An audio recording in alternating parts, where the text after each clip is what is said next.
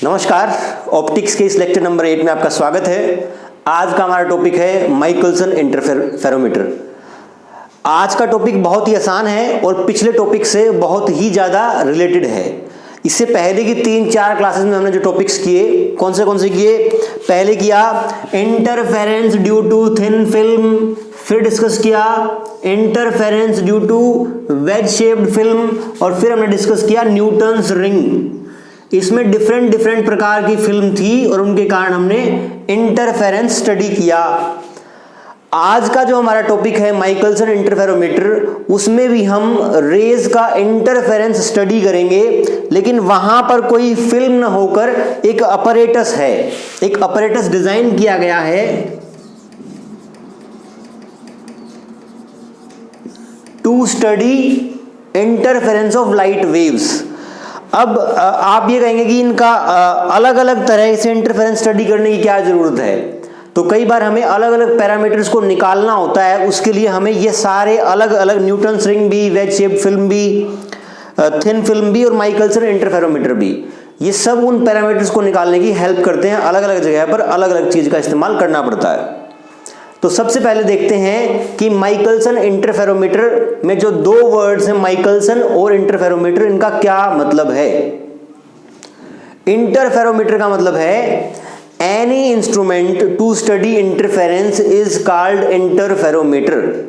कोई भी अपैरेटस जो कि इंटरफेरेंस को स्टडी करने के काम आता है, उसको हम इंटरफेरोमीटर कहते हैं। हमारे इस केस में जो इंटरफेरोमीटर है, उसको माइकलसन नाम के साइंटिस्ट ने डिजाइन किया था, इसलिए उसको माइकलसन इंटरफेरोमीटर कहा गया है।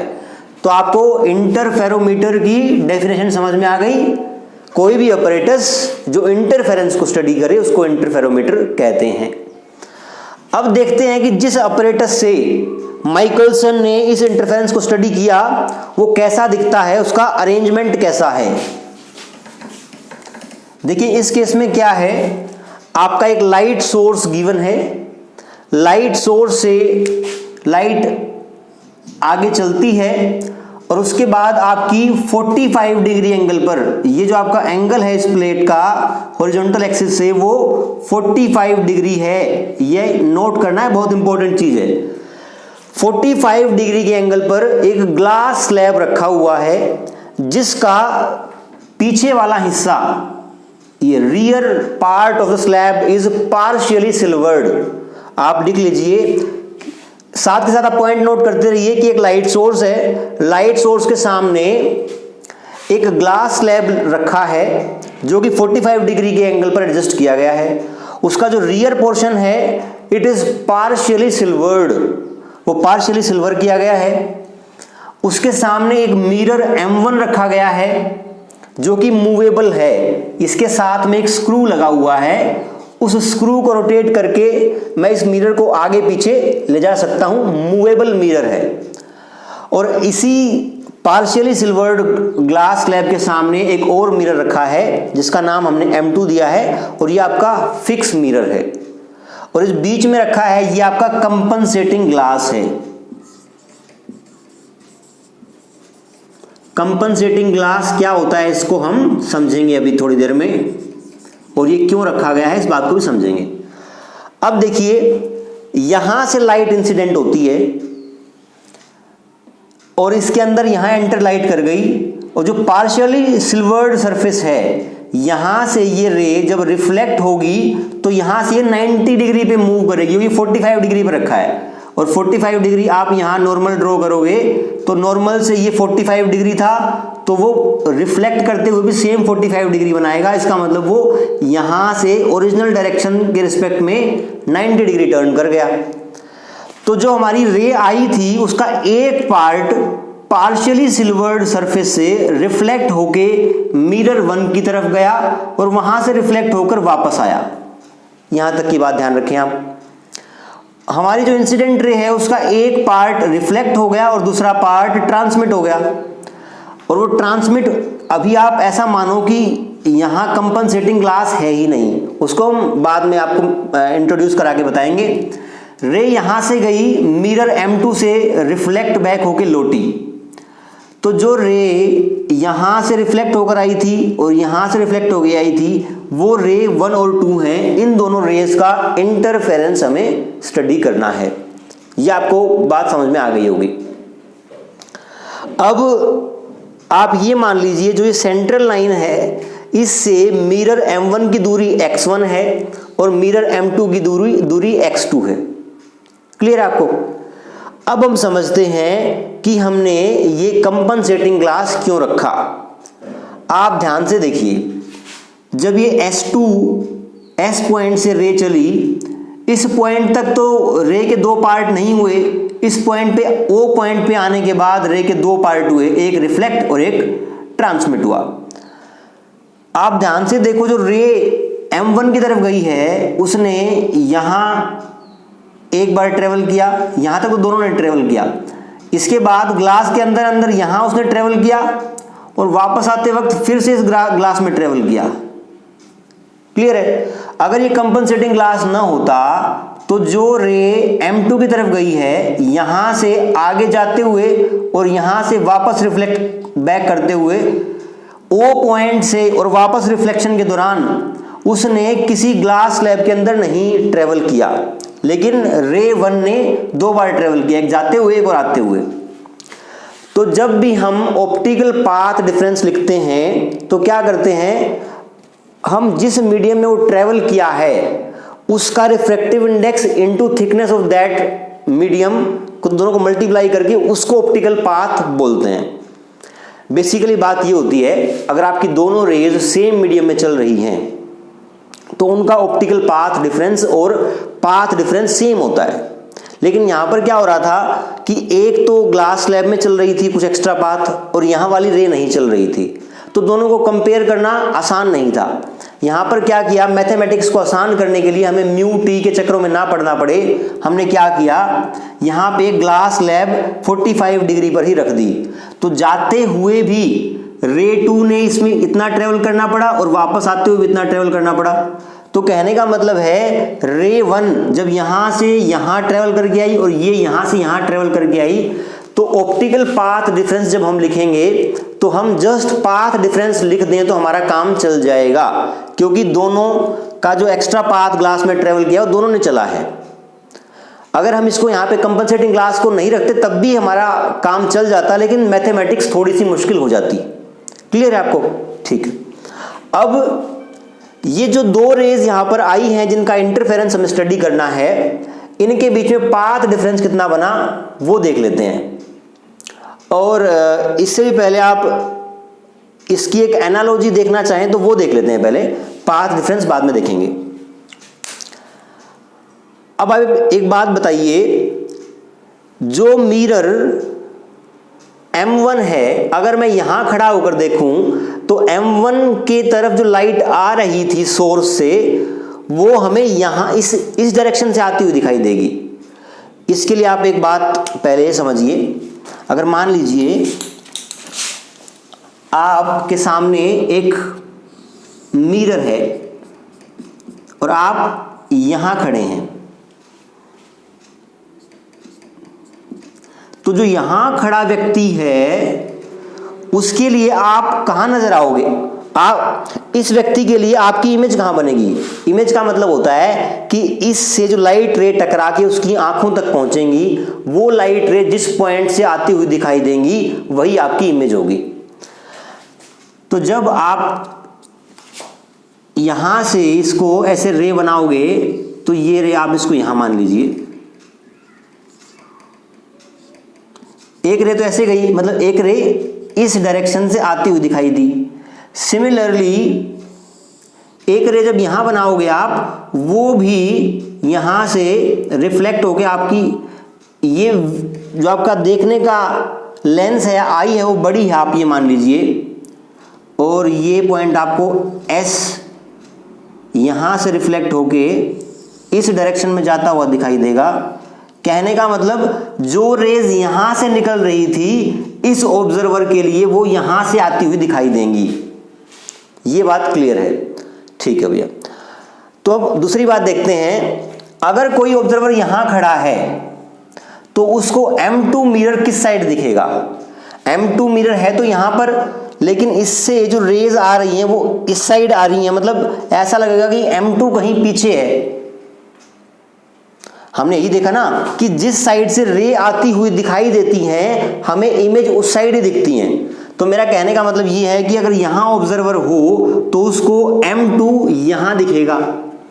उसी को मैंने फिगर में ड्रॉ किया है कि जो आपका ऑब्जर्वर यहां देखेगा दोनों के इंटरफेरेंस को, उसको लगेगा कि M2 डैश वहां है।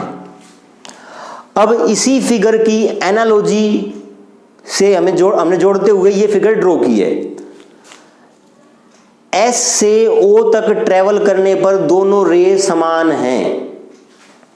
इसके बाद रे यहां भी देखिए दोनों की हाइट मैंने सेम बनाई है M1 की। यहां से यहां जब पाथ ट्रेवल करेगी रे 1 कितना ट्रेवल करेगी x1, वापस आते हुए x1, यहां से यहां रे जो 2 है वो x2 और x2 2x2। सिमिलरली ये आपका क्या हो जाएगा, ये जो पाथ है ये x1 है M1 की दूरी और ये आपका डिस्टेंस x2 है। तो जो पाथ डिफरेंस आया वो आ गया delta x is equals to 2x2 minus 2x1, 2 times आएगा आपका। अब इसके अलावा जब हम पाथ डिफरेंस लिखते हैं तो हम ये देखते हैं कि उसके अंदर एक्स्ट्रा लैम्डा बाई 2 का टर्म आता है कि नहीं आता। ये कहां से आता है, आपकी एक रे फेज चेंज के थ्रू गुजरती है और एक रे फेज चेंज के थ्रू गुजरती नहीं है। तो इस कारण से दोनों में एक पाई का एक्स्ट्रा फेज आता है और पाई के फेज के इक्विवेलेंट जो पाथ डिफरेंस होता है वो लैम्डा बाई 2 होता है। इसलिए अब देखते हैं दोनों रेज में अगर एक रे ने एक्स्ट्रा फेज चेंज किया है तो पाई बाई 2 का टर्म आएगा, अदरवाइज नहीं आएगा। पहले रे 1 की बात करते हैं। रे 1 की बात करें, रे यहां से यहां आई, यहां से रिफ्लेक्ट किया। जब यहां से रिफ्लेक्ट किया तो वो डेंसर मीडियम से रेयरर की तरफ ट्रेवल कर रही थी, इसका मतलब फेज चेंज नहीं होगा।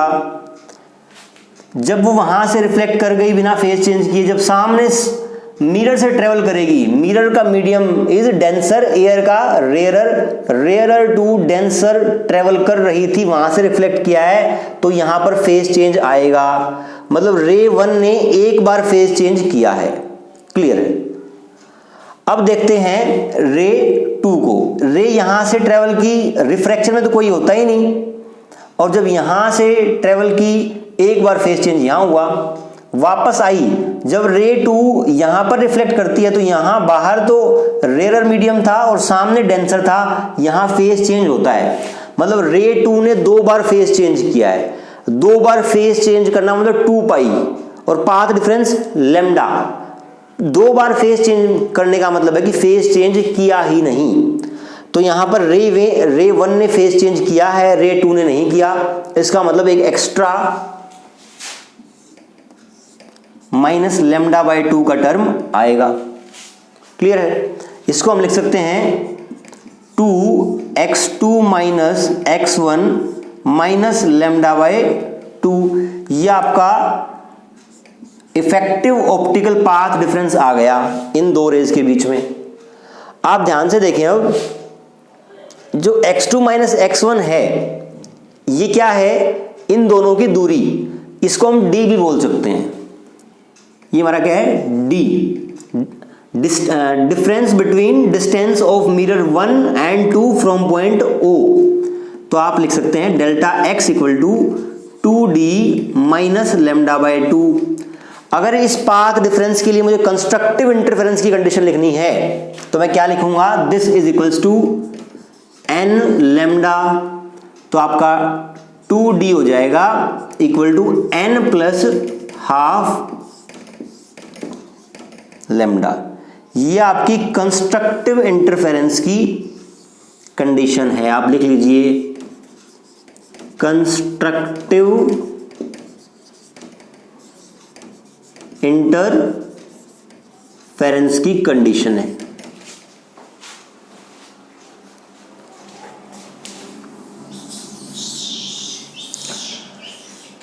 हमने पहले ऑपरेटर्स डिस्कस किया। ऑपरेटर्स के बाद हमने देखा कि रे कैसे जा रही हैं, उनके बीच का पाथ डिफरेंस कंपनसेटिंग लेंस का क्या मतलब है, कंपनसेटिंग ग्लास का मतलब क्या है, और इसी फिगर के इक्विवेलेंट ये फिगर है। आप M1 और M1 के पीछे M2 dash image of mirror 2 जो कि इस साइड से हमें दिखेगी। अब आप एक बात और देखिए, यहां से रे गई, पहली रे यहां टकरा के वापस आ गई, रे 1 हो गई, दूसरी रे अंदर जाके टकरा के आई है। तो क्या ये चीज आपका जो थिन फिल्म थी उसके इक्विवेलेंट नहीं है? थिन फिल्म में भी क्या था, थिन फिल्म में ऐसा था कि आपकी रे, एक रे जाती है, एक फर्स्ट सरफेस से वापस रिफ्लेक्ट हो गई और एक अंदर वाले सरफेस पे जाके रिफ्लेक्ट हुई। फिर इन दोनों रेज का, अब इसका 1 बोल दीजिए, इसको 2 बोल दीजिए, इन दोनों का इंटरफेरेंस स्टडी किया था। तो कहने का मतलब जो माइकलसन इंटरफेरोमीटर का ऑपरेटस है, अगर उसमें मिरर, ये बात आपको बहुत अच्छे से ध्यान रखनी है कि माइकलसन इंटरफेरोमीटर के एक्सपेरिमेंट में यदि दोनों मिरर M1 और M2 म्यूचुअली परपेंडिकुलर हैं, तब आपकी ये इसी तरह से बिहेव करेगा ऑपरेटस जैसे कि थिन फिल्म बिहेव करती है। और थिन फिल्म के केस में हमने देखा था कि अगर एक पॉइंट सोर्स है तो इमेज कैसी बन रही है, फ्रिंजेस कैसी बन रही है, सर्कुलर फ्रिंजेस बन रही हैं। तो यहां पर जो दो रेज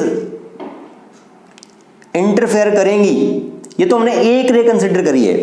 अगर आप यहां से क्या करते,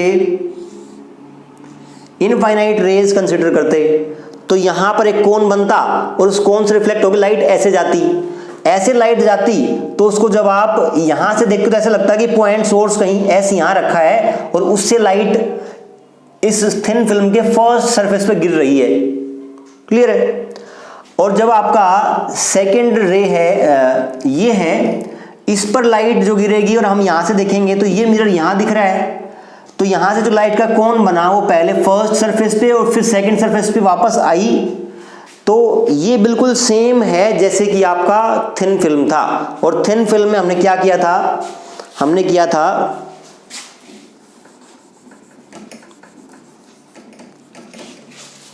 एक पॉइंट सोर्स से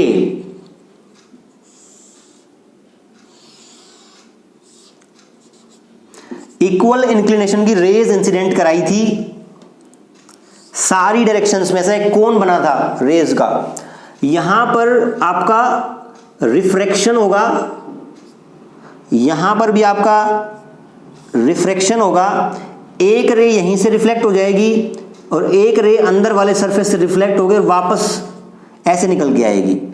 इसकी भी एक रे यहां से रिफ्लेक्ट बैक हो जाएगी और एक यहां जाके और फिर वापस रिफ्लेक्ट होगी। यहां पर एंगल ऑफ रिफ्रैक्शन,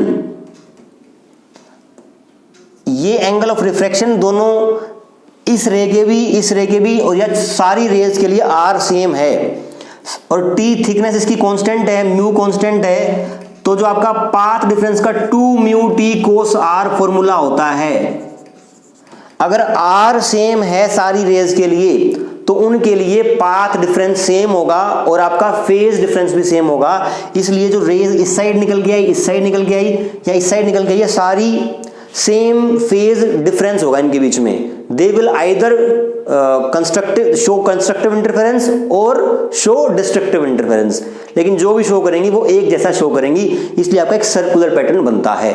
तो सिमिलरली यहां भी आपका सर्कुलर पैटर्न बनेगा।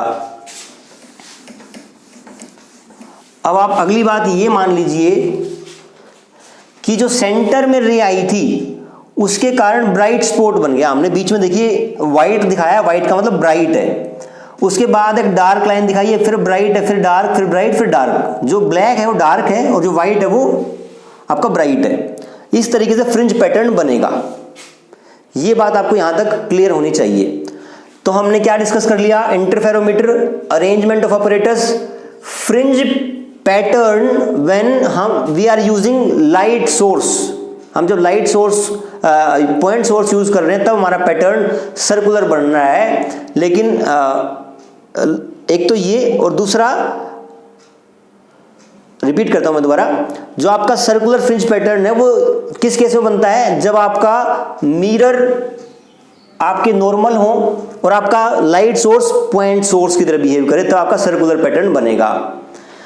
एक और होता है जब आपकी मिरर्स इंक्लाइंड होते हैं, वो हम बाद में डिस्कस करेंगे, लेकिन अभी डिस्कस करते हैं यूटिलिटी। कहने का मतलब फ्रिंज पैटर्न में हमने एक पार्ट डिस्कस कर लिया, एक हमारा बाकी है।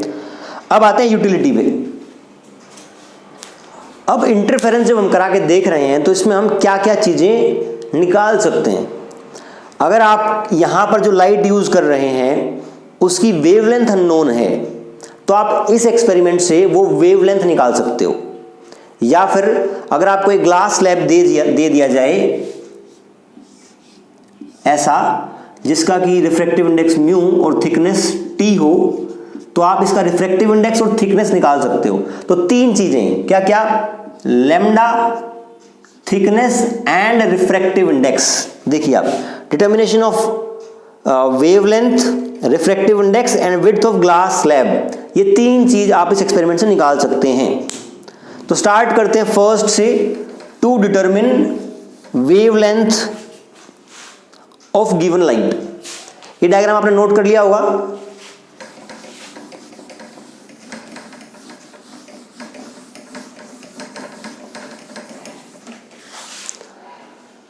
अब ध्यान से देखिए आप, हमारा मिरर M1 क्या था, मूवेबल मिरर था, ये आगे मूव कर सकता है। इसको मान लीजिए मैंने x दूरी से मूव करा दिया, ये मिरर मेरा यहां आ गया। तो स्टार्टिंग में जब मिरर मूव नहीं कराया था तब मेरी सेंटर पर जो कंस्ट्रक्टिव इंटरफेरेंस की कंडीशन थी वो क्या थी, 2d n+½ लैम्डा। मेरा कहने का मतलब क्या है, जब मिरर को मूव नहीं कराया था, मिरर यहीं पर था और सेंटर पे ब्राइट स्पॉट बन रहा था, तब हमारी इक्वेशन क्या बन रही थी, 2d n+½ लैम्डा।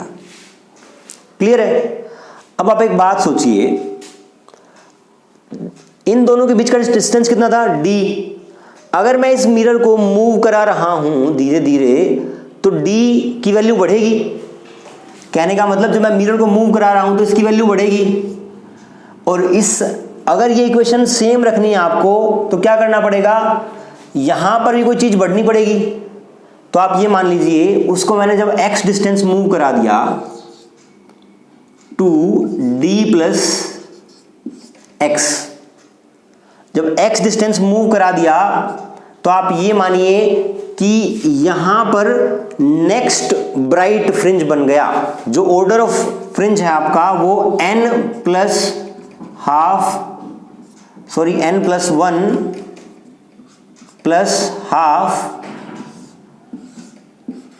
लैम्डा। ये आपकी नई इक्वेशन बन जाएगी। आई होप ये आपको समझ में आई होगी, अगर नहीं आई तो मैं दोबारा एक्सप्लेन करता हूं। जब दोनों के बीच डिस्टेंस d था तब सेंटर पर आपका कंस्ट्रक्टिव इंटरफेरेंस हो गया, एक ब्राइट स्पॉट बन रहा था, उसकी इक्वेशन ये थी। जब मैं उस मिरर को हल्का हल्का मूव कर रहा हूं तो आप ध्यान से देखो कि इन दोनों का पाथ डिफरेंस धीरे धीरे बढ़ेगा। पाथ डिफरेंस धीरे धीरे बढ़ेगा तो इसका मतलब यहां जो ब्राइट स्पॉट था, ये बहुत ही इंपॉर्टेंट समझने लायक बात है। जब धीरे धीरे इस मिरर को मैं यहां से यहां लेकर आऊंगा, जब आप पाथ डिफरेंस धीरे धीरे बढ़ा रहे हैं तो फेज डिफरेंस भी बढ़ रहा है। अगर फेज डिफरेंस बढ़ रहा है तो इसका मतलब कंस्ट्रक्टिव से वो धीरे धीरे डिस्ट्रक्टिव इंटरफेरेंस की तरफ जाएगा। तो कहने का मतलब सेंटर पर धीरे धीरे डार्क स्पॉट बन जाएगा जब आप इसको धीरे धीरे मूव करोगे। तो आप इसको जब टेलीस्कोप में देखोगे तो आपको ये रेज सिकुड़ती हुई नजर आती हैं और एक बार बीच में पूरा डार्क आ जाएगा। आप फिर भी उसको आगे बढ़ाते रहोगे तो ऐसा होगा, पाथ डिफरेंस बढ़ते बढ़ते फिर से आपका ब्राइट स्पॉट आ जाएगा। क्लियर है? आपको ऐसा लगेगा ये वाली ब्लैक पूरी अंदर मर्ज हो गई और फिर दोबारा सेंटर पर जो ये वाला व्हाइट है, सेकंड वाला व्हाइट, वो सेकंड वाला व्हाइट 0 पे आ गया। आपको ऐसे समझ में नहीं आ रहा है तो मैं आपको एक माइकलसन इंटरफेरोमीटर के फ्रिंज पैटर्न का डेमोन्स्ट्रेशन का कोई वीडियो ऐसा होगा, उसका मैं आपको लिंक डिस्क्रिप्शन में दे दूंगा, आप उससे बेटर समझ पाएंगे। लेकिन मेरा कहने का मतलब ये है कि जब आप इस मिरर को आगे मूव करोगे तो सेंटर पर जो ब्राइट स्पॉट बन रहा है वो धीरे धीरे डार्क हो जाएगा और फिर बढ़ाओगे तो फिर धीरे धीरे ब्राइट हो जाएगा। तो जो नेक्स्ट ब्राइट आया, एक था पहले ब्राइट, अब नेक्स्ट ब्राइट आ गया, तो पहले वाले को हम nth ब्राइट बोल रहे हैं, नेक्स्ट ब्राइट को n+1th ब्राइट बोल रहे हैं। तो हमने इसको इतना मूव किया है कि एक ब्राइट के बाद दूसरा ब्राइट जो आना था सेंटर पर वो आ गया है, तो वो n+1th ब्राइट था और उस टाइम पाथ डिफरेंस आपका इतना था। ये दो इक्वेशंस आपकी बन गई। नाउ सब्ट्रैक्टिंग इक्वेशन 1 from 2, ये आपकी इक्वेशन नंबर 1 है और ये 2 है। इन दोनों को सब्ट्रैक्ट करोगे तो ये हो जाएगा 2d तो कैंसिल आउट हो जाएगा, सॉरी 2x आएगा, यहां पर आपका आएगा 2x और यहां पर आपका आएगा लैम्डा, तो x आ गया आपका या लैम्डा आ गया आपका 2x। हमें वेवलेंथ निकालनी थी, वेवलेंथ निकालनी थी तो आपने इसको यहां से इतना ही मूव किया है कि उसकी एक फ्रिंज सिकुड़ गई, मतलब पहले ब्राइट था फिर डार्क हुआ और फिर ब्राइट आ गया, मतलब एक चेंज हुआ है, एक सर्कल हुआ है। अगर आपको x को इतना मूव करते कि ये जो बीच वाला ब्राइट है ये एक बार ब्राइट, नेक्स्ट ब्राइट आया, फिर नेक्स्ट ब्राइट आया, ऐसे m टाइम्स ब्राइट स्पॉट आ गए, तो आप इस इक्वेशन को क्या लिखते कि मैंने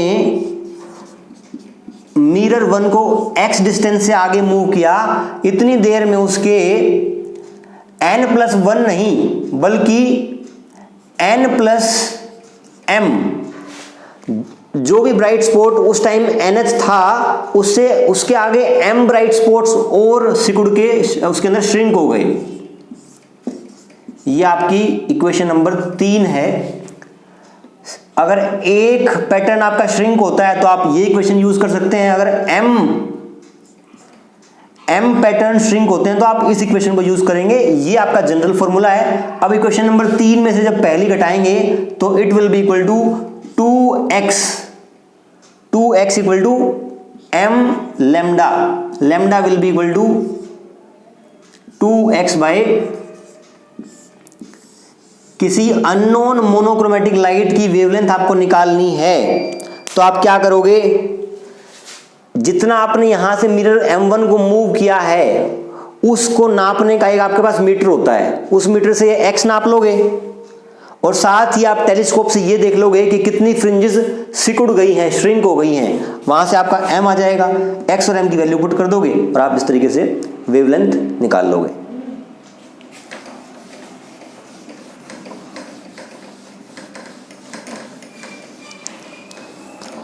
इसके बाद आपका आता है refractive index and width of glass slabs. ये भी आसान ही है, पर इसके बाद एक और टॉपिक है स्टैंडर्डाइजेशन ऑफ मीटर स्केल। तो आपका ये टॉपिक और स्टैंडर्डाइजेशन ऑफ मीटर स्केल हम नेक्स्ट क्लास में कर सकते हैं, या फिर इसको नेक्स्ट में और स्टैंडर्डाइजेशन ऑफ मीटर स्केल को फिर नेक्स्ट क्लास में। तो देखते हैं आगे कैसे लेक्चर्स जाते हैं। आप आज की क्लास में इतना ही नोट डाउन कीजिए। हमने माइकलसन इंटरफेरोमीटर के ऑपरेटर्स डिटेल समझी और साथ में उसकी एक यूटिलिटी कि अननोन लाइट की वेवलेंथ अगर आपको नोट डाउन करनी हो, फाइंड आउट करनी हो तो आप किस तरीके से फाइंड आउट करेंगे। आज के लेक्चर में इतना ही। Thank you very much.